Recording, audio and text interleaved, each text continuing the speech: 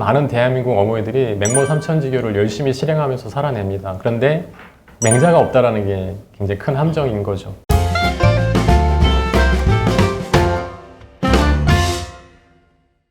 네, 오늘 세 가지 주제로 좀 이야기를 해볼까 합니다. 첫 번째 이제 체인지 입문 교육에 대한 부분인데요.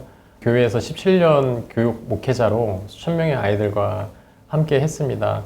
그러면서 이제 두 아들을 제 품에 안게 되었는데, 부모 사랑, 내리 사랑이라는 그런 말이 있는데, 그때는 이해가 안 됐었어요. 근데 두 아이들을 제 품에 안고 나니까 그제서야 그 말이 이해가 됐습니다.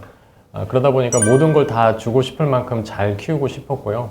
그래서 질문을 저한테 스스로 해봤습니다. 잘 키운다는 게 어떤 것이고, 또 그리고 그 기준이 무엇일까라는 질문을 던졌는데, 제가 한 번도 키워본 적이 없기 때문에 먼저 앞서서 키운 부모님들을 관찰하는 게 답이다라고 생각이 되어져서 부모님들의 관찰을 해보게 되었습니다. 근데 대부분의 부모님들이 좋은 교육의 기회를 제공을 해주고 또 명문대학에 진학시키는 것이 잘 키운다라고 생각을 하고 있는 것 같더라고요. 그러면서 이거를 위해서 굉장히 엄청난 희생을 하게 됩니다. 어머님들은 맞벌이를 하게 되고 시간과 돈을 그 아이들에게 다 쏟아붓는.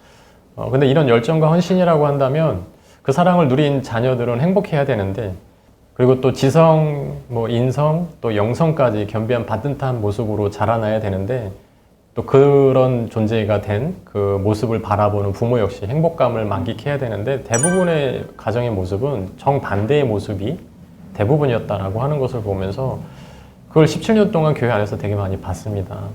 그러다 보니까 굉장히 절망적이었었고요. 오히려 바른 인성, 좋은 습관을 갖지 못할 뿐만 아니라 성적도 오히려 좋지 못한 굉장히 무기력한 모습들, 그리고 어떤 아이들은 게임 중독, 스마트폰 중독에 빠져있는 아이들을 보게 됐고요. 더 나아가서는 부모 공경을 하지 않는 아이들, 또 이웃사랑을 하지 못하고 부모에 대한 분노감이 꽉 차 있는 아이들을 보게 됩니다. 그러면서 진짜 무엇이 문제일까? 이렇게 수많은 가정과 함께 동고동락하면서 쌓였던 이 빅데이터를 통해서 제가 알게 된 점이 있다면 이렇게 귀결이 되더라고요. 부모에게 문제가 있다는 게 사실이구나 라는 생각을 해보게 됐습니다. 왜 그러냐면 자녀 교육에 대해서 전문가적인 소양을 갖추지 못한 부모님들이 처음 경험해보는 자녀 교육을 자기만의 방식으로 자녀 교육을 하기 때문에 이런 문제들이 발생하고 있구나 라는 생각을 해보게 됩니다. 그러다 보니 남들이 좋다라고 하는 것들을 이것저것 다 시도를 하게 되는데, 결국에는 입시 중심과 결과 중심의 선행학습 수준에 머물게 되는, 그래서 그 방식을 자녀가 적극적으로 따라주지 못할 때 서로에게 상처가 되는 그런 악순환의 그런 모습들을 좀 보게 되었습니다. 자녀 교육에서 진짜 중요한 건 좋은 성적이 아니라 좋은 사람이 되는 것인데, 대부분의 부모님들은 그런 원리와 진리를 알면서도 대부분 삶으로 살아내지 못한다는 걸 보게 되었죠. 근데 왜 그럴까? 아까도 말씀드렸지만 두려움 때문에 그걸 삶으로 살아내지 못하는구나, 그런 생각을 해보게 되었어요. 그래서 이 두려움이 가득한 부모님들에게 이 두려움을 줄여줄 수 있도록 도움을 드리면 좋겠다. 그러려면 어떻게 해야 되지? 라는 질문을 던지다 보니까 그런 모델이 눈에 보이면 되겠구나. 우리 가족이 그런 모델이 되자. 그래서 두 자녀를 사교육에 얽매이지 않고 지성, 인성, 영성을 겸비한 미래 인재로 키우되 가정의 화목을 바탕으로 하는 이런 행복한 명품 가정이 되어서 바른 자녀 교육 모델을 세상에 좀 알리자. 그러려면 우리 아이들에게도 이제 작은 건강한 공동체가 필요할 텐데 어떻게 만들어갈 것인가. 그러던 중에 이제 어쩌다 어른이라는 이 프로그램을 보면서 유영만 교수님의 강의를 우연히 보게 되었는데요. 이분이 얘기했던 메시지가 저의 가슴을 찌르더라고요. 어릴 때부터 중학교 다닐 때까지 수렵, 어로, 채취, 농경 체험 이런 덕분에 지덕체가 건강할 수 있었다라고 강조하면서, 요즘 도시 아이들은 문제점이 되게 많은데 그 이유가 지만 많이 쌓고 덕과 체가 다 없어져 버린, 그런 부모나 아이나 할 것 없이 지식을 쌓는 일에만 극한 이 교육 현실 속에서 체험을 많이 하게 되면 가슴에 덕이 쌓이게 되고 머리에 지식이 쌓인다라는 메시지를 보면서 굉장히 공감을 하게 되었고요. 그 자리에서 제가 아이디어가 번쩍 떠올랐습니다. 그래서 체험하면 덕이 쌓이고 지성이 쌓이지. 그래서 체, 덕, 지 하게 되면 우리 아이들의 인생이 진짜 체인지 될 텐데 이 덕과 비슷한 뜻의 한자가 마침 딱 있었는데 인이라는 단어가 비슷한 의미가 있더라고요. 그래서 아 그래 우리 공동체 이름을 체인지라고 하자라고 해서 체인지 인문교육 코칭센터 이렇게 세워지게 되었고 제가 추구하는 어떤 교육적인 어떤 모토 또 철학 가치 이렇게 저는 생각이 되어졌습니다. 그래서 자존감과 정체성을 체인지해주면서 병든 사회와 나라와 민족을 체인지할 수 있는 인재 양성을 목표로 하는 교육 공동체. 저는 그래서 아는 것보다 사는 것이 굉장히 중요하다고 생각을 하게 되는데요.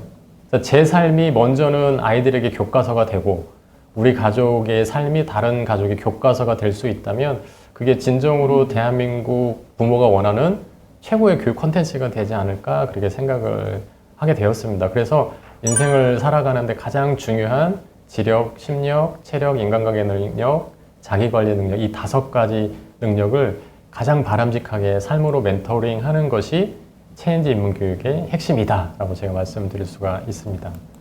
그리고 두 번째, 이제 건물주 실패한 맹모에 관련해서 제가 말씀을 좀 나누고 싶은 게요. 얼마 전에 한 가족이 강원도 원주에서 상담을 왔는데요. 중학교 2학년 아이의 꿈을 물었더니 돈 많은 백수라고 얘기를 하더라고요. 요즘 아이들의 대부분의 꿈이 비슷하죠. 그래서 이 꿈을 이루어주기 위해서 많은 대한민국 어머니들이 맹모 삼천지교를 열심히 실행하면서 살아냅니다. 그런데 맹자가 없다라는 게 굉장히 큰 함정인 거죠. 그래서 40억짜리 월 1,000만 원 월세를 받는 건물주가 되면 이 아이가 평생 안정적으로 행복한 삶을 살 수 있을까 질문을 한번 던져보고 싶어요. 지금 전쟁이 한창인데 우크라이나처럼 만약에 우리나라에 전쟁이 한번 나게 되면 그 건물은 한순간에 잿더미가 될 수가 있고 인구조명 문제로 공실이 생기게 되면 오히려 이자나 세금 폭탄이 우리 아이들을 위협할 수가 있기 때문에 절대 잃어버릴 염려 없는 자산인 자기 자신의 가치를 높이는 교육이 절대적으로 필요한 시대라고 저는 말씀을 드리고 싶습니다. 뭐 학교 수명이 끝났다라는 말이 있죠. 뭐 실제로 학교 담장이 무너지고 있습니다. 미국 학생들은 한 학생이 여러 대학에 원하는 강의만 수강을 할 수 있고 코세라나 또 무크 같은 시스템 안에서 유명한 대학교들, 세계적인 유수 대학교 모든 강의를 무료로 들을 수 있는 시대가 되었고요. 사피엔스의 저자인 유발 하라리도 지금 학교에서 배우는 것들 80~90%가 우리 자녀들이 40세가 되는 나이쯤에는 다 쓸모없는 지식이 될 가능성이 크다. 그래서 학교에서 학생들이 공부를 하는 마지막 시대가 우리 자녀들의 시대일 것이다 라는 얘기도 많이 합니다. 그런데 여전히 대한민국 부모님들은 자기만의 성공 방정식에 사로잡혀서 여전히 자녀 교육을 오전과 오후에는 학교에다가 위탁하는데 이걸 좀 비즈니스적으로 경영 인사이드이기 때문에 비즈니스적으로 표현한다 그러면 아웃소싱 외주. 네, 외주하고 있고 저녁에 학원에다가 아웃소싱 하고 있고요. 개인적인 시간은 우리 게임과 핸드폰에 본인 스스로가 아웃소싱을 하는 것이 현실이다. 근데 이게 진짜 사랑하는 내 자녀를 위한 자녀 교육의 진정한 교육일까라는 질문을 한번 던져보셨으면 좋겠습니다. 동양적 사고에서의 교육은 가르쳐서 키우는 것인데 서구의 사고에서의 교육, 에듀케이션의 이 어원을 보면 에듀카티오 라틴어에서 비롯된 건데요. 그 의미는 속에 있는 것을 끄집어낸다라는 의미를 갖고 있거든요. 그래서 아이들 안에 있는 잠재적 역량을 밖으로 끄집어내서 발휘할 수 있도록 해주는 게 저는 진정한 교육이다라고 생각이 되어집니다. 그러기 위해서는 몇 년 뒤에 쓸모 없어질 그런 지식을 주입하는 곳에 아웃소싱 하는 게 아니라 밀착해서 그 아이의 정체성과 비전을 명확하게 해주고 내재된 잠재력을 그 역량을 끄집어내서 발휘하도록 돕는 교육이 저는 진짜 교육이다라고 생각을 합니다. 그 최고의 방법이 제가 찾은 방법이 멘토링 방식의 교육이었고요. 최고의 멘토는 바로 부모와 아이 주변에 있는 좋은 어른들이어야 된다라고 저는 생각을 하게 됩니다. 그리고 마지막 뭐 인재를 만드는 독서 이 주제로 잠깐 짧게 말씀을 드리면 독서가 정말 중요하죠. 근데 독서가 왜 중요할까요? 여러 가지 이유가 있겠지만 오늘은 한 가지만 제가 좀 언급하겠습니다. 어떻게 보면 인간이 자기 보존을 위해서 활용할 수 있는 유일한 무기가 지성이지 않나라고 생각을 합니다. 특히나 급변하는 불확실성의 시대에서는 더욱 필요한 무기인 거죠. 예를 들면 자유롭게 사용할 수 있는 어휘수가 500개밖에 안 되는 사람과 5,000개 이상인 사람 중에 누가 표현력이란 전달력이 뛰어날까요? 표현력과 전달력이 약하면 상대방의 이해 정도도 굉장히 급격히 낮아지게 되고요. 살아가는데 어쩌면 상당히 불리한 일이 될 수 있기 때문입니다. 그리고 5,000개의 어휘를 가진 사람은 500개의 어휘를 가진 사람보다 어휘의 조합서가 훨씬 풍부하게 되죠. 이것은 발상의 다양함으로 연결이 되고요. 또 어떤 어려움에서 벗어나기 위한 방법도 손쉽게 찾아내는 강인한 문제 해결력, 또 회복 탄력성 이런 부분에 있어서 굉장히 직결되는 부분이다라고 생각이 되어집니다. 그래서 이런 능력을 주는 어휘를 가장 자연스럽게 늘리려면 독서를 통해서 그냥 읽는 게 아니고요. 말과 표현을 자신의 것으로 삼아서 이야기하거나 쓸 수 있어야 되고 나랑 연결시킬 수 있는 독서를 해낼 수 있어야 된다고 생각을 합니다. 네, 그래서 저는 인재를 만드는 독서법은 제가 방금까지 이렇게 말씀드렸던 멘토링 방식의 자기 정체성과 비전을 녹여내는 그런 독서로 아이들한테 좀 드라이브 해준다면 아이들이 시대가 필요로 하는 인재가 되지 않을까 그런 생각을 해보면서 오늘 제 짧은 특강을 마무리하도록 하겠습니다.